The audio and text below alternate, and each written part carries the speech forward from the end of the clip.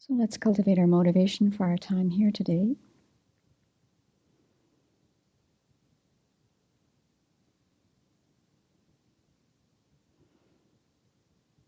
There are so many things that everyone here could have stayed home to do today, with this being December.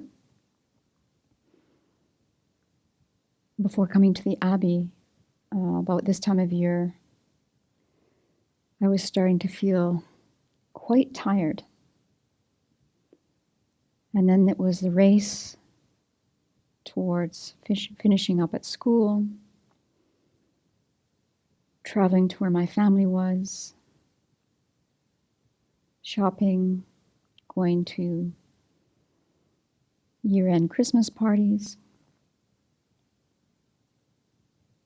The racetrack just seemed to get faster and faster. And certainly before I met the Dharma, I didn't use a lot of discretion on how to slow down amidst the race. I just took part in it. I thought it was normal. I believed it was the right thing to do. And the wear and tear was enormous. And it certainly didn't make me happy. So in coming to hear the teachings today, we have the time, and everyone has made the pretty big effort to get here, to reflect on the chapter that we'll look at, the kindness of others. And we can choose as spiritual practitioners to slow down.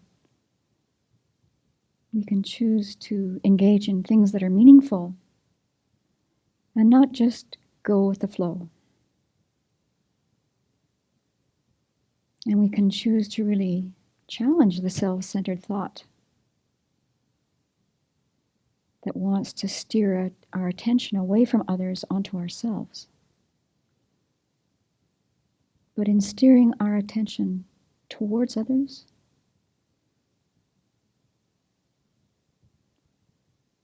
hearing, thinking, reflecting on what's virtuous and beneficial to do, we can actually easily make it through this very busy time, not be worn out or stressed or exhausted, and actually be a resource for others.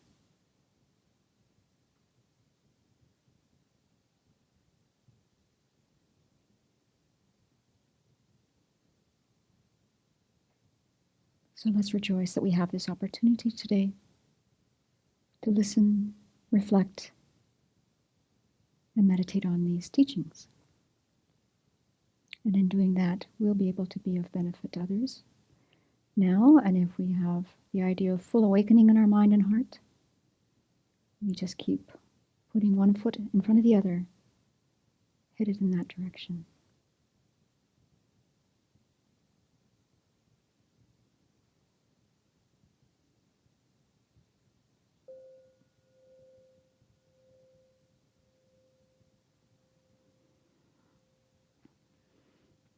So it's so wonderful to see so many people here on December the 8th. So welcome, everyone. This topic that we're going to look at, chapter 26 in this book, is actually the first topic I ever heard taught. It was my first encounter with the Dharma, and it was my first time hearing Venerable Thupten Chodron teach. And I was raised a Catholic. I thought I knew something about kindness. But when I heard her unpack this topic in 1996, it actually blew my head off. The way she unpacked it, the way she had us meditate on it. And at the time I wasn't a Buddhist. I had no intention of becoming a Buddhist. I was just visiting my friend in Seattle, and she dragged me to this teaching. And that is true. I was hoping we would go out for a nice Seattle dinner. That didn't happen. Fortunately, it didn't happen, because otherwise I would not be here. That's a given. So it's a topic that we can all, I think it's very accessible to anybody. So we'll do like Venerable Chodron does. We'll go through this chapter, I'll read it out loud, and I'll just pause every now and then and give you some of my thoughts and maybe ask for some of yours. For sure, I'll ask for some of your thoughts. And let's see how this talk will inspire us today. So she writes, in our everyday lives, we are often unaware of how much we depend on others just to stay alive. And as a result, we often take their kindness and efforts on our behalf for granted.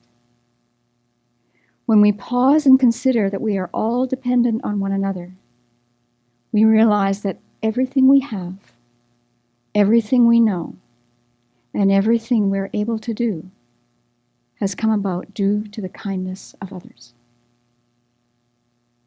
We are not the independent, pick yourself up by your own bootstraps individuals that we sometimes pride ourselves in being. So I think if you take this book, or you have it, and if you take this first paragraph that I just read, I think you could meditate on this first paragraph for about the next year and really, really get into it.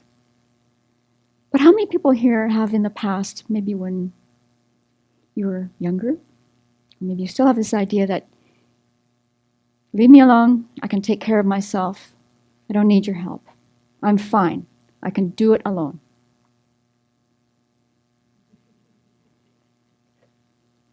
Has anyone discovered that that might be not the truth? Yeah, I used to think that. I can still think that way. So that's something to really look at if you have some holiday time coming up. Take a look at that first paragraph in chapter 6 and see what's going on for you now with that paragraph. So Venerable goes on to get us thinking in this direction. Think about the food you ate for lunch. And you can do this as you're eating today, because part of the lunch hour actually will be eating in silence. So you can do this. Where did this food come from?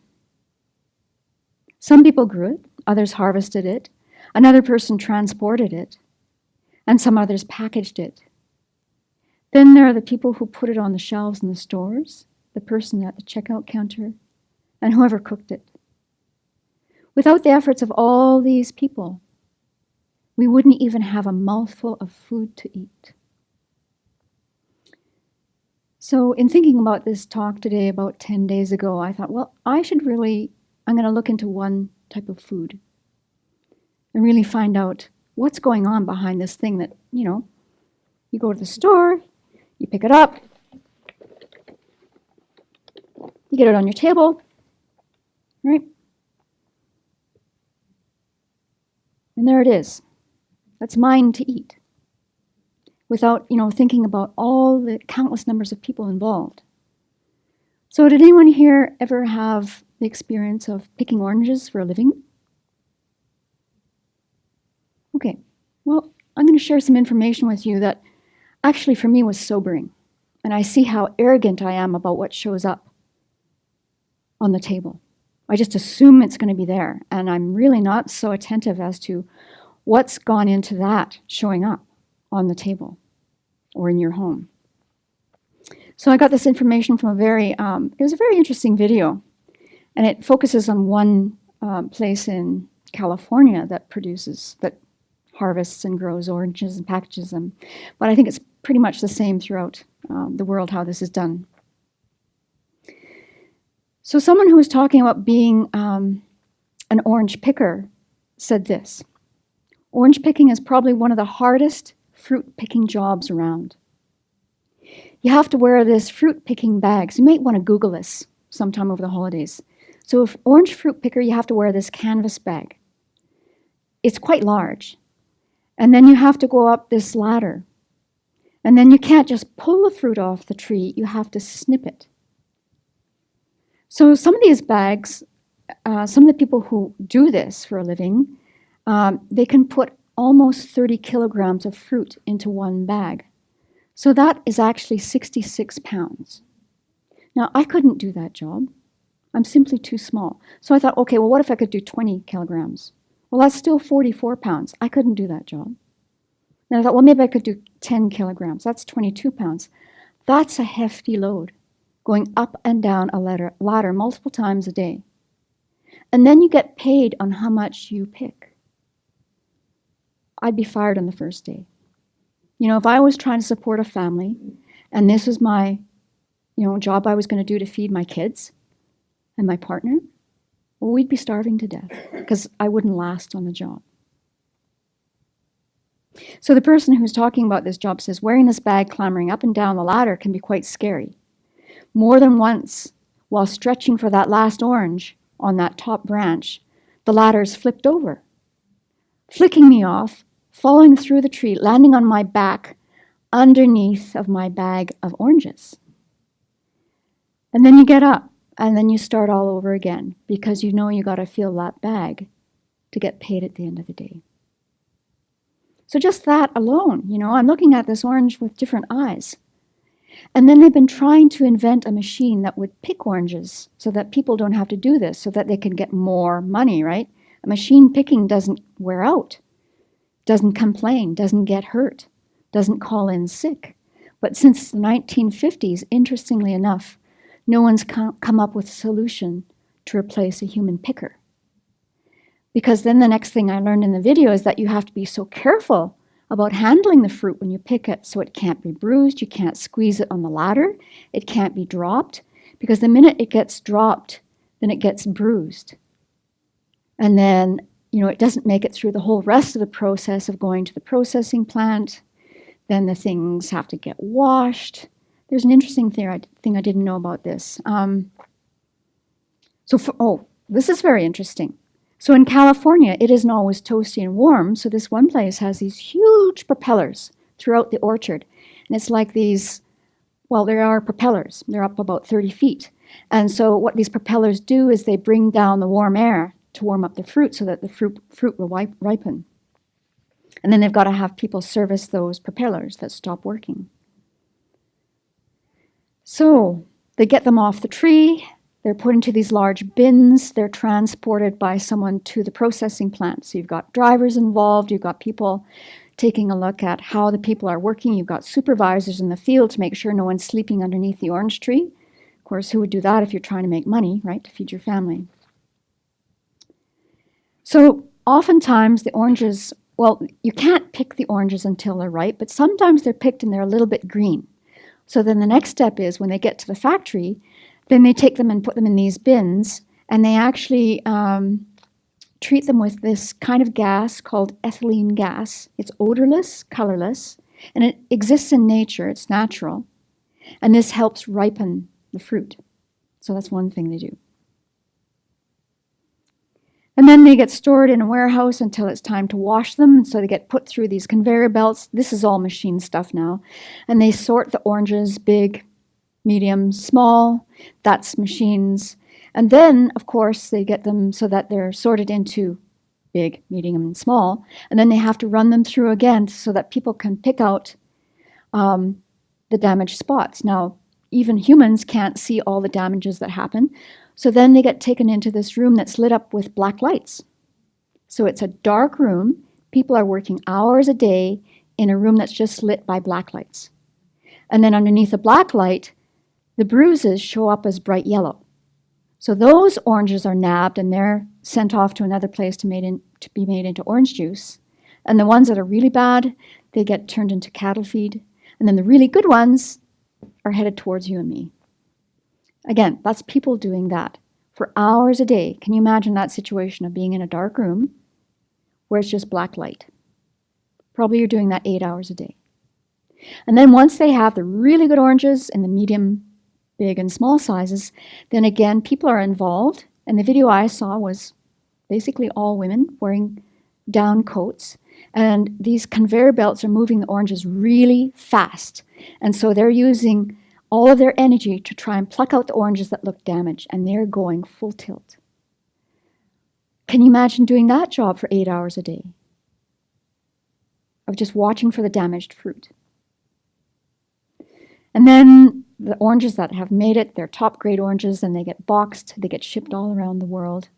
And then you and I show up at Safeway or wherever, and we pick out the oranges that we like the best. In the meantime, there's all the people who drove the trucks, the people that load those oranges onto ships, people unload the fruit, the people that stock the shelves in the stores, the teller at the store. It's amazing how many people have come into contact with that one piece of fruit.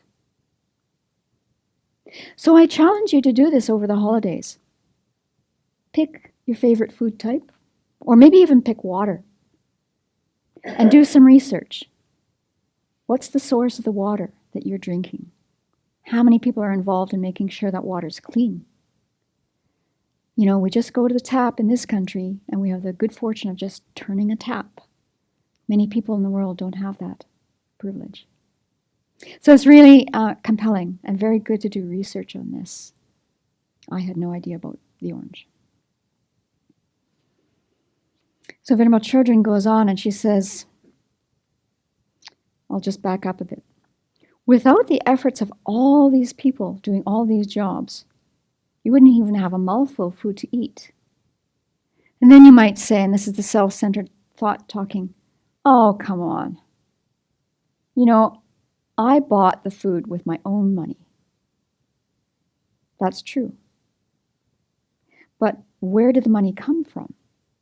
Well, someone gave it to you. And then you'll say, well, I worked for that money. Yes, you did. We did. And even if you worked a job to get it, you still depend on the person who hired you. You depend on the customers, if that's in your line of business. You depend on the clients. And you depend on the company that you work for, the people in the accounts department who issue the check or put it into your bank account, people at the bank, and it goes on and on and on. So it's really normal for the self-centered thought to say, those people aren't doing that to be kind to me. They're doing it just because they've got a job. Yes, that's true. But what happens when these people don't show up and do the job? So the self-centered thought keeps protesting and says, but they don't do this especially for me. And Venerable Children comes back with,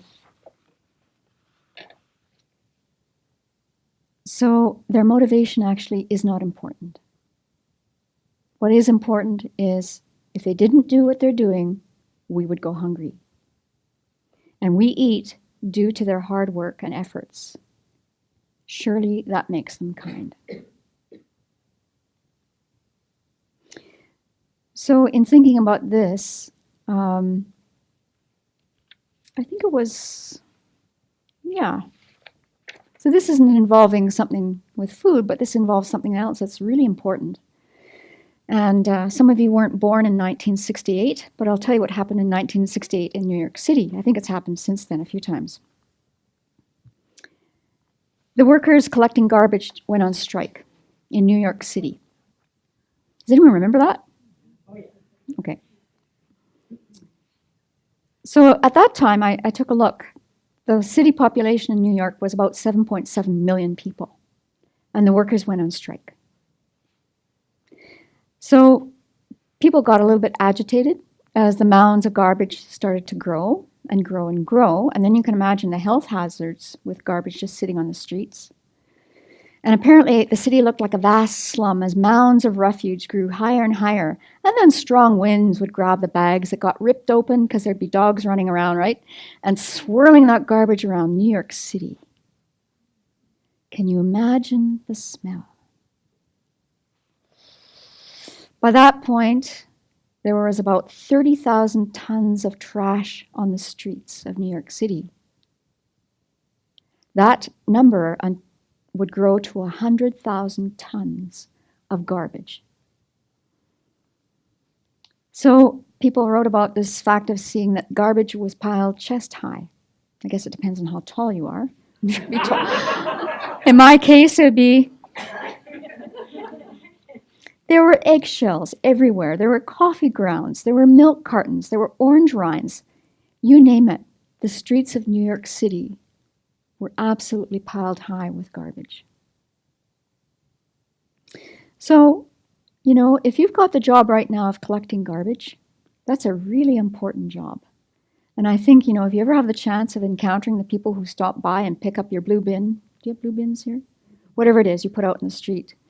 You know, the compost, the recycling bin, the garbage. This time of year especially would be a really good time to maybe run out with a treat and thank them. Because I think a lot of people don't really have a lot of self-confidence, maybe about being a garbage collector. But I think we can communicate our gratitude to them for that. So Venerable Children, being the teacher that she is, then goes on and says, she gives us more homework. So she says, look around. Pick an item, a chair, a book, a spoon, whatever. Then think about all the people involved in you having it. This includes not only the people directly involved in producing it, but also the people who designed and made the machinery used to produce it. Then consider the miners who got the raw materials and the people in the factories who processed it so it could be made into machinery that then produced the item in the room. And when we consider all the things we use each day that make our lives possible, the number of people and animals involved in our having them becomes uncountable. So this kind of topic is also really good medicine for when we're having a day and our mind is in a very low state. Maybe our mind is dipping towards deep sadness, maybe even depression. Maybe we're feeling totally discouraged because we looked at the headlines again and saw what was going on in this country. And this topic, just reflecting about the kindness of others, is really effective medicine. Of course, you won't know until you try it. But, I'm encouraging you to try it. When you're having a low day or a low moment, pause, go to the bathroom. For sure you can be alone there. And just reflect on the kindness of others that you've experienced, maybe that day, maybe that week. And that little time out will be a refresher. It will really help uplift your mind. From time to time, one of my teachers, this is one of Venerable Children's teachers, this is one of her first teachers, Lama Zopa Rinpoche, returns to his native area in the Himalayan mountains in Nepal. This is a region, as is the custom there, the villagers come to visit him and often bring him, as an offering, a bag of potatoes. And this is the staple food of the area to offer. Rinpoche once said that when he contemplated that all that the villagers had done so that he could even have one potato, he was overwhelmed by their kindness. The only way he could eat it, he told us, was if he generated compassion and vowed to use his life to benefit all beings. Now, this area of Nepal is extremely poor. It is so poor. It's quite high up. There's not a lot that grows there, and so potatoes are like gold. And the fact that people would bring him a bag of potatoes was a tremendously generous offering on their part, and he knew that. And so for him to even eat one potato, he's constantly generating this mind of wanting to benefit others. So she goes on. How many of us stop to thank the people installing the fiber optic lines to our home? How often do we thank those fixing the electric or telephone lines? How often do we thank those taking away the garbage or those who work on the roads? Sometimes we can even be irritated by these very people that we should be thankful for. And we may think, why are you fixing the road now when I need to get somewhere? You should be fixing this at 2 a.m. when no one else is driving on it.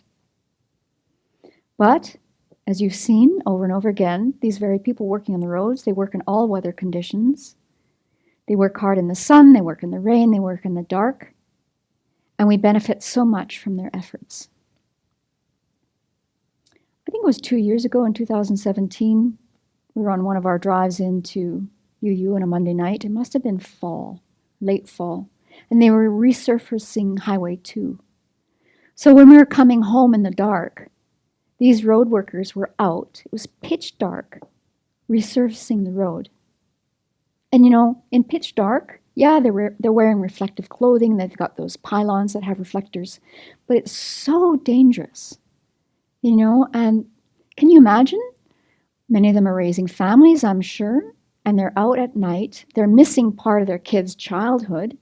They're missing connecting with their partner, and they're out there doing a very dangerous job. The fumes that they're breathing in, I don't see a lot of people still wearing masks doing that job. I guess it's not groovy to wear a mask. But, they're breathing in this stuff that looks and smells to me like it's toxic. So I'm sure it's having, the long-term effect on their health is great. I suppose some of the people driving the heavy equipment make a pretty good wage.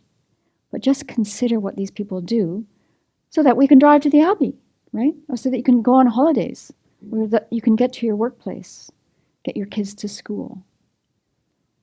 So this chapter really, really gets us to slow down and reflect on actually the endless numbers of kindnesses that we're recipients of every single day. So Venerable Chögyam goes on. She says, especially with the global economy, we are indebted to numberless people in other countries, some working in dangerous or dreadful conditions to produce the goods we use. Do we think about them when we put on our shoes or when we use our computer? We can, and doing so, if we think about all the people involved in the things we use, will transform our minds. We should try to use the things in our environment with more care and awareness of what others have gone through to make them. To repay their kindness, we must practice compassion towards as many people and animals as we can. So at this point, I thought I'd share another little bit of information that I found quite amazing. It may seem contradictory to what this chapter is talking about, but initially, the whole idea of the plastic bag was meant to make life better for us, right? That it would be a convenience, it would help people. So I'm going to read you something fascinating from the United Nations Environment website that is a brief tracking of the plastic bag that we had this romance with, and now we're divorcing. So it started off in in 1933 with this chemical called polyethylene. And it was created by accident at a chemical plant in England, by accident. So they were creating this, whatever it was, and they got these small batches of polyethylene, and somebody probably looked at this and thought, that looks pretty useful. Well, guess what? It was useful. They started using it during World War II. Then we'll fast forward to 1965. The one-piece polyethylene shopping bag is patented by a Swedish company, designed by an engineer by the name of Stefan Tulun, and it quickly began to replace the cloth bag used in Europe. So, we were on the right track, and then boom, the romance starts. Plastic. In 1979, already controlling 80% of the bag market in Europe, plastic bags go abroad. I thought it was sooner than that, but according to the UN website, it was 1979 that we were inundated with this, and it was widely introduced to the United States. Plastic companies began to aggressively market their product as superior to paper and reusable bags. Right? Latest and greatest. Then 1982, Safeway and Kruger, two of the biggest supermarket chains in the United States, all switched to plastic bags. More stores follow suit, and by the end of the decade, plastic bags will have replaced paper around the world. That's 1982. 1997, a sailor and researcher discovers the Great Pacific Garbage Patch. It was the largest of several gyres in the world's oceans, where immense amounts of plastic waste have accumulated, threatening marine life. Plastic bags are notorious for killing sea turtles, which mistakenly think they're jellyfish and they eat them. So that's 1997. 2002. Which country in the world do you think put a ban on plastic? Plastic bags, actually. 2002. Good guesses. You haven't hit it yet. I was astounded. You're getting close.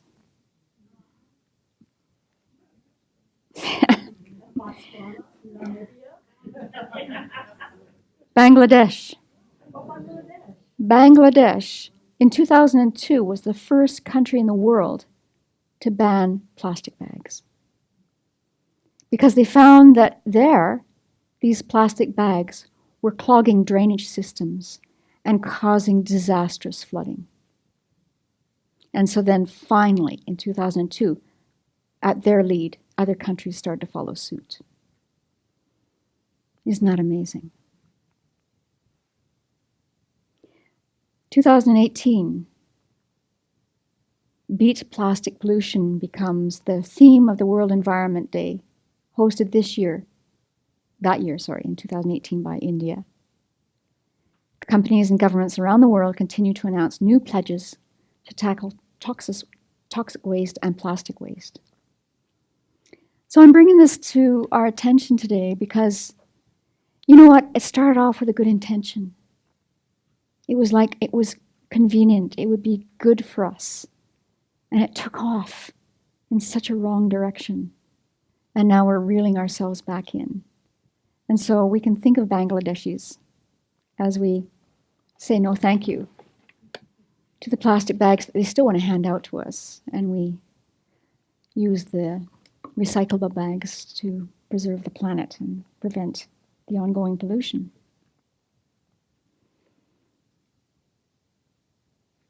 So Venerable Children goes on, and she says,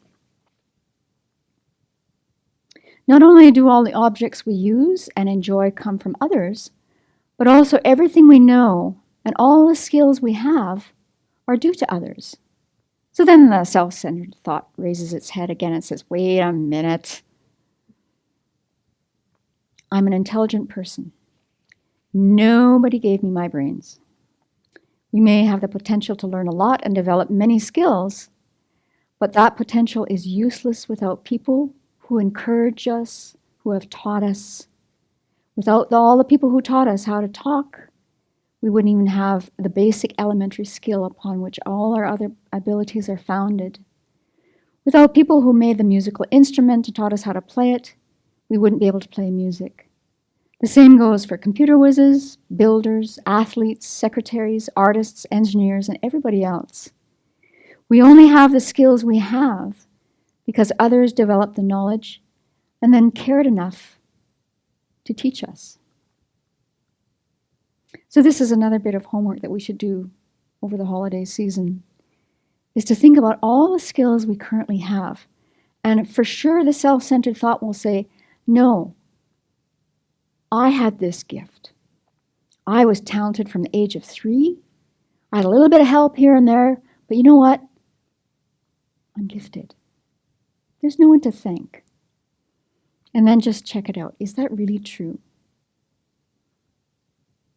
How many people here were parents, are parents? Okay, did your child come out of the womb talking?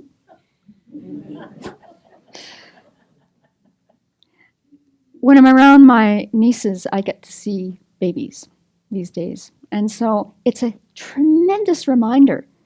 If you're not around babies right now, go and find some over the holiday season. And watch their caregivers. Watch the parents, watch the aunts, watch the grandmas. Look at how every moment that little being is being taught something. And then just think, that was true for me. Look at all the help we had. You know, just tying our shoe. And then again, you'll say, no, I taught myself how to tie my shoes. Well, maybe. But you know, there's a whole lot of other things that we know now how to do, and someone took the time to show us. How many people here are really good at sewing? How many people here enjoy cooking? How many people ski? How many people here think they're an expert at something? So just, you know, it would be so interesting. You know, eventually when we're Buddhas, I would like to take a picture of this, where we line up everybody behind us, you know, even in just one life, who taught us something. And you may say, but I didn't like my grade 3 teacher. She was mean to us. Well, you know what? She wasn't mean every moment of the day, or he. And I think if we could line up all these people and then take a photograph, that would probably stretch for miles. And then if you're up for thinking about endless rebirths and all the help we've had over previous lifetimes, we'd need a very wide-angle lens. It just would go beyond what we can even appreciate as an ordinary person.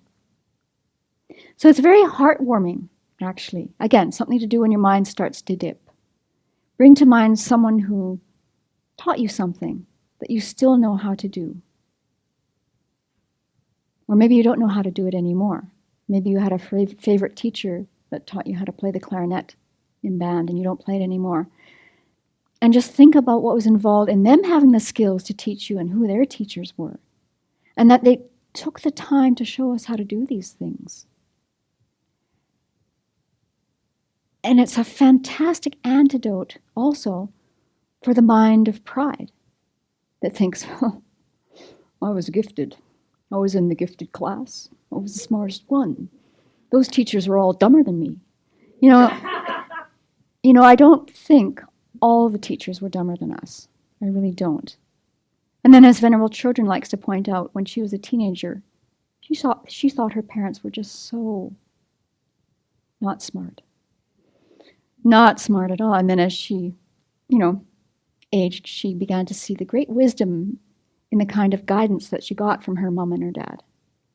And I think that can be true for all of us. And if it wasn't a parent, it was a caregiver, maybe it was a relative, maybe it was a teacher at school. And that we are not where we're at without the help of others. Not at all. When we think about it, the web of interdependent relationships connecting us to all living beings is huge. And we're able to live precisely because of their efforts and kindnesses. When we contemplate this deeply, we will never feel estranged from others. Contemplating this over time will lead us to recognize that we have been the recipient of tremendous kindness from the day we were born until now. I want to go back and read that sentence. When we contemplate this deeply, how connected we are to others, we will never feel estranged from others. Now, maybe right now never's a little bit strong, but again, this is a really big antidote to feeling, if there's pangs of loneliness or we feel like we don't fit in, we're just not connecting with people at work these days, the family's kind of on shaky ground right now.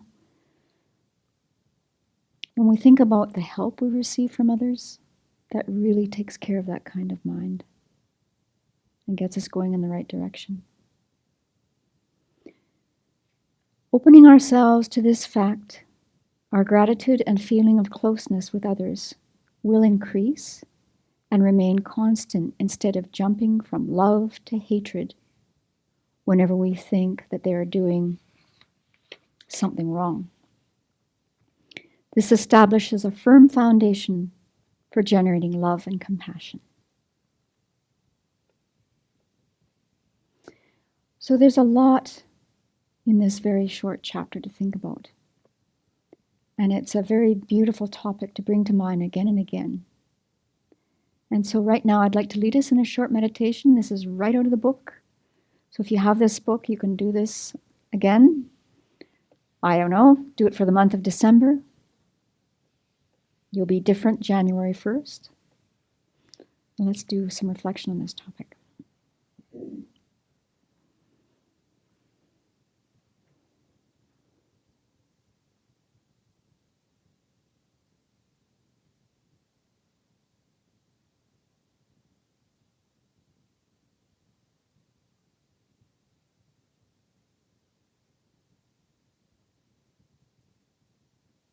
Choose an aspect of your life, perhaps something you use regularly, or an activity you frequently engage in, or a skill that you have.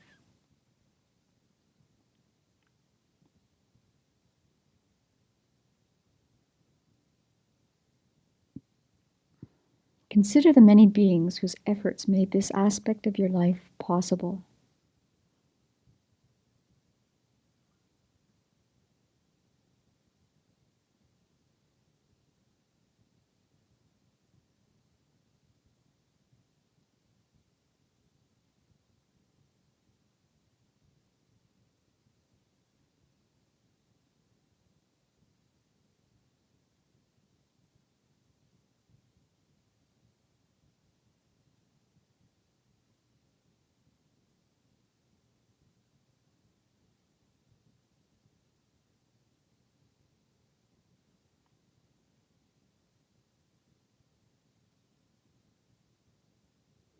Allow yourself to receive their efforts as kindness and to experience a strong sense of gratitude towards them.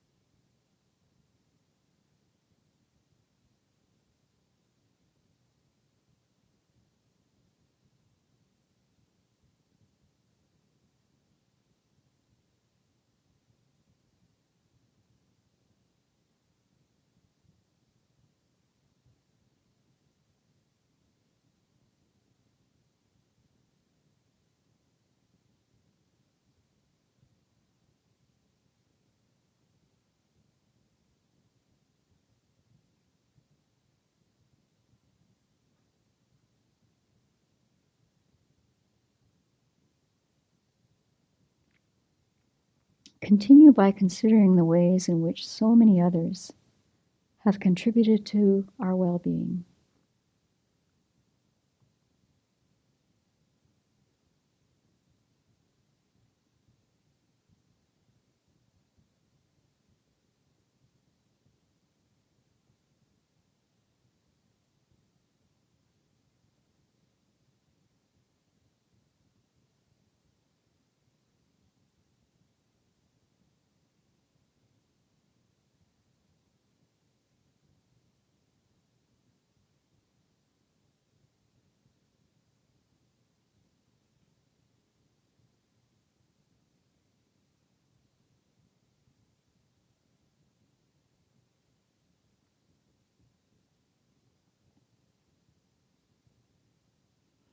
Conclude by feeling that you have been the recipient of tremendous kindness in your life.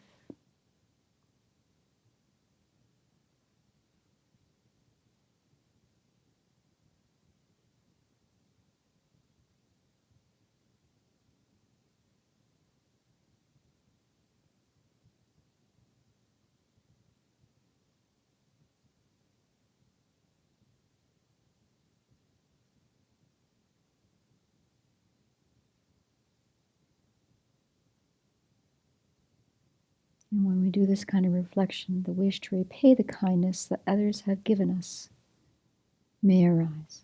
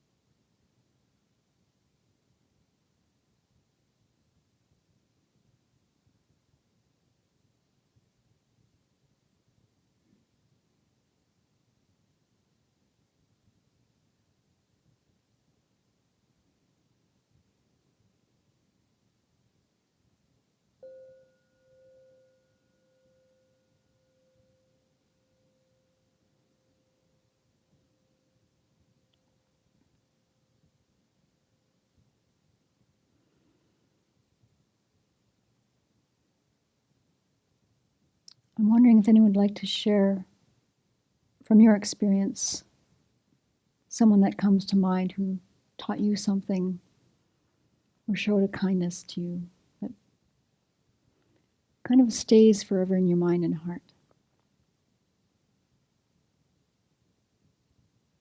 Okay, I'll start. Okay. When I was a teenager, I wanted to ski so badly. And I was living in a town. My parents didn't have much money, and this is downhill skiing, and even then it was expensive. So my dad gave me a job he was an electrical contractor and had a store as well that sold electrical appliances. I was his worst employee. Nothing had prices on it. He didn't tell me what the things cost. So when the customers come in, I would hide.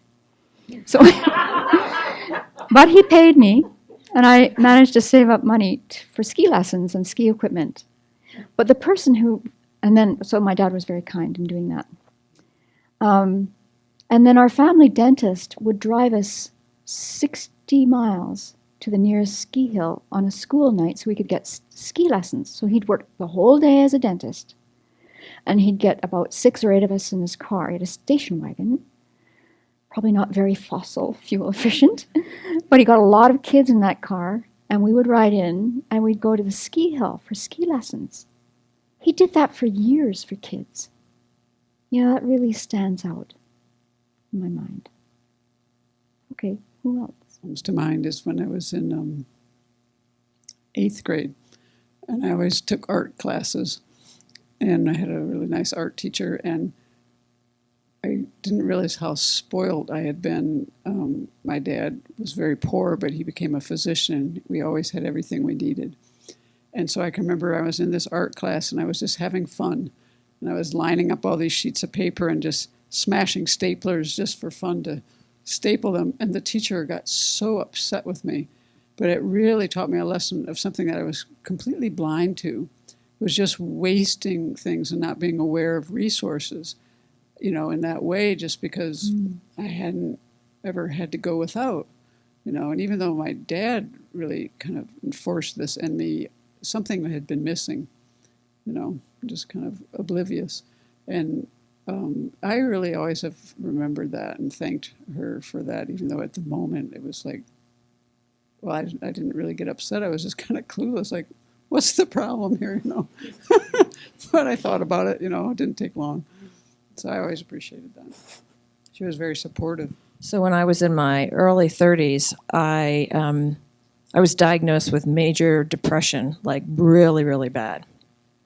Like so bad that I couldn't even go to the grocery store and choose the cereal, what cereal to choose, because that just took too much thought. And that depression was all related to a pretty traumatic childhood. So the person that came to my mind was a man who's still alive, and he's in his 90s. And his name is Dr. Edward Green. He's a psychiatrist. He had an office on Park Avenue in New York that I went to once, and then he lived in White Plains, and he had a spiral staircase that you had to go up to get to the second story of his house where he had built an office. And I would drive myself across the Tappan Zee Bridge at least 2 times a week to see him. And there were so many bad things that I had to deal with that you could call him at 4 o'clock in the morning and you'd get an answering service at 4 o'clock, and I'd tell them my name, and they would say, he'll call you back. And within 10 or 15 minutes, he would call me back. And he was that healthy parent that I had not had as a child. And he actually also worked with a lot of little children, but he's who came to my mind. And the fact that I now can tell that story and not have any shame, but instead have enormous gratitude. So I had the privilege of playing volleyball, which is a skill, as you mentioned, for more than 15 years as a professional even. But that all began with the kindness of my parents being willing to drive me 45 minutes to and from practice every day as a teenager. And many, many coaches, obviously. But there was one specifically the first year I played organized club volleyball, who offered to do private lessons with me once a week for months and months and months, and no extra pay. It was just one-on-one, us in a gym, and him providing me this foundation and the skills by sharing his knowledge, without which I could never have done what I went on to do. So very grateful for all the coaches, but especially Mike. So Yes, thank you. I have been a voracious reader ever since I was a child. And it must have been when I was in my 20s, I got the idea that the authors of the books that I read were my friends because they were telling me a story and they were teaching me something. So I always thought that they were so kind to me to write all these marvelous books that expanded my mind and taught me the world.